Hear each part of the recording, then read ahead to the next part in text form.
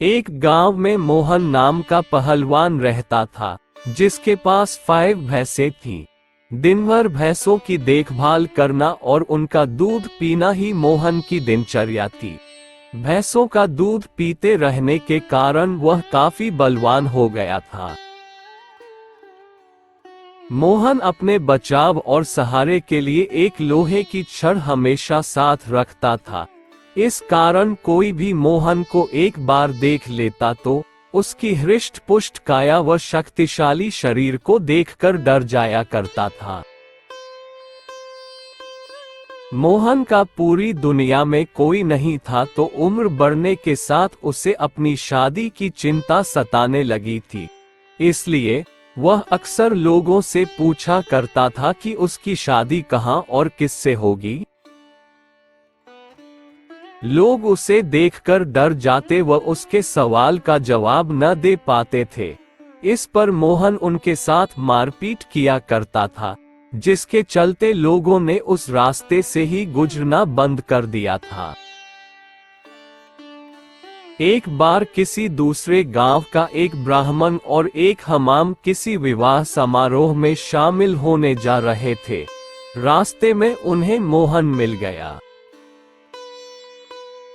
मोहन ने ब्राह्मण को देखा तो उसने दोनों को अपने पास बुलाते हुए कहा कि आप तो मुझे ज्ञानी नजर आते हो, बताइए मेरी शादी कब और कहाँ होगी।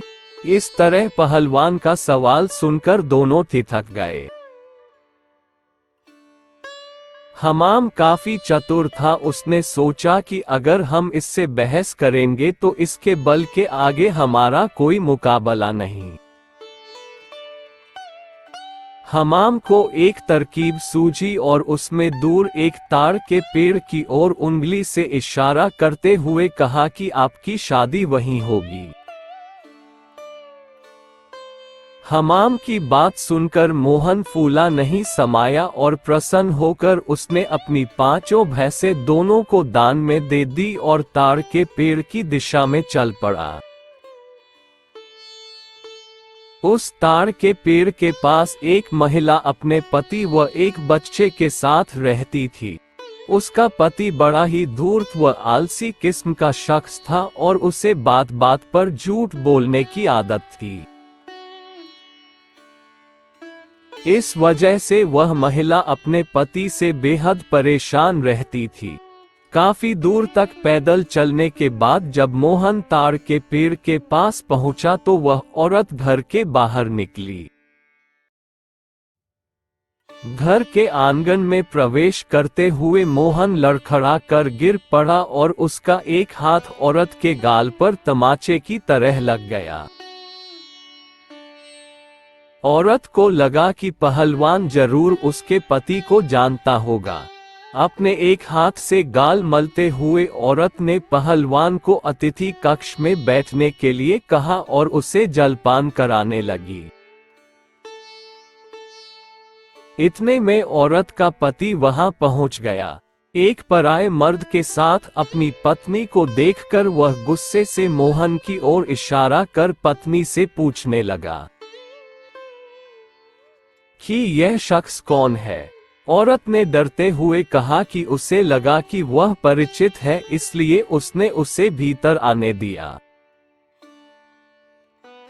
अपनी पत्नी की बात सुनकर वह शख्स और भी क्रोधित हो गया और लड़ने के लिए मोहन की ओर झपका। शख्स को रोकने के लिए मोहन ने अपने लोहे की छड़ उसके सिर पर रख दी, जिससे वह आदमी वहीं मर गया। ये सब दृश्य देखकर उसकी पत्नी रोने लगी।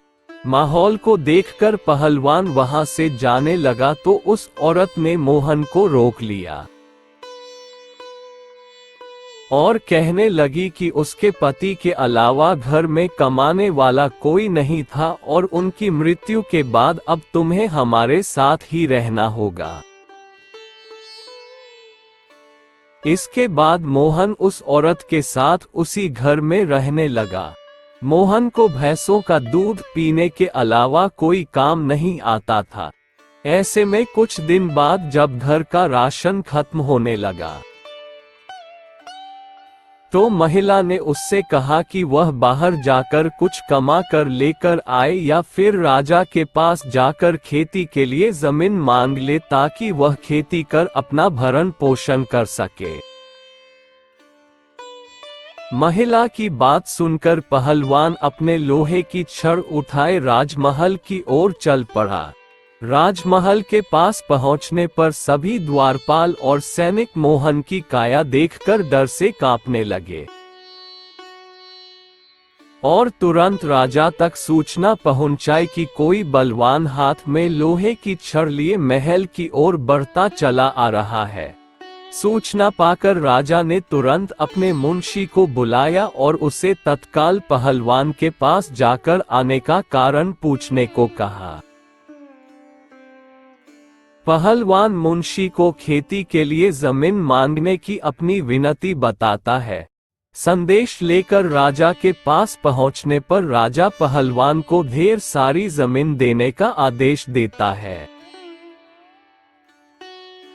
मुंशी बेहद चतुर होता है तो वह राजा द्वारा पहलवान को दी गई अधिकांश जमीन स्वयं के लिए रखकर मोहन को कब्रिस्तान के पास एक बंजर जमीन का छोटा सा टुकड़ा दे देता है, जिसे पाकर पहलवान खुशी खुशी वापस लौट जाता है।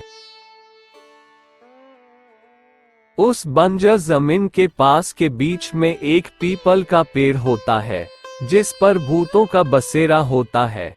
जमीन को फसल उगाने योग्य बनाने के लिए जब पहलवान जुताई शुरू करता है तो पेड़ के कारण उसे खेत जोतने में परेशानी आने लगती है। मोहन उस पेड़ को उखाड़ने की ठान लेता है और अपनी लोहे की छड़ से उस पर प्रहार करता है, जिससे करीब 150 भूत पेड़ से नीचे गिर जाते हैं और गुस्से से पहलवान की ओर लड़ने के लिए दौड़ते हैं। पहलवान अपनी छड़ से सभी भूतों के छक्के छुड़ा देता है। पहलवान से जीतना असंभव जानकर भूत मोहन के सामने पेड़ न काटने की गुजारिश करने लगे। भूतों ने कहा, ये हमारा घर है, हम कई साल से यहाँ रह रहे हैं, हमारे घर को मत उजाड़ो। भूतों ने इसके बदले खेतों में काम कर उपज मोहन के घर पहुँचाने का प्रस्ताव रखा।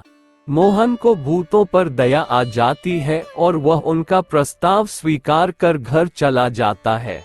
इसके बाद से भूत समय समय पर पहलवान के घर हर फसल पहुँचाने लगे। एक बार उन भूतों का गुरु उनसे मिलने आता है। सभी भूतों को दुबला पतला व कमजोर देखकर वह उनकी दुर्दशा का कारण पूछता है। भूतों से पूरा वृतांत सुनकर गुरु पहलवान को सबक सिखाने की ठानता है और उसके घर की ओर चल पड़ता है। भूतों का गुरु एक बिल्ली का रूप धारण कर पहलवान पर हमला करने की योजना बनाता है।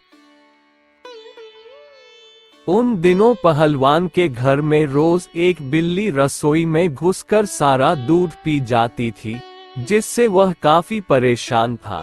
उस दिन पहलवान भी उस बिल्ली को सबक सिखाने के लिए